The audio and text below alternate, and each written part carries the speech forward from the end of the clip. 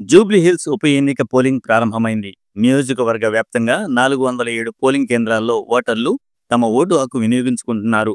జూబ్లీహిల్స్లో మొత్తం 4,13,65 మంది ఓటర్లున్నారు. సాయంత్రం 6 గంటల వరకు పోలింగ్ జరగనుంది.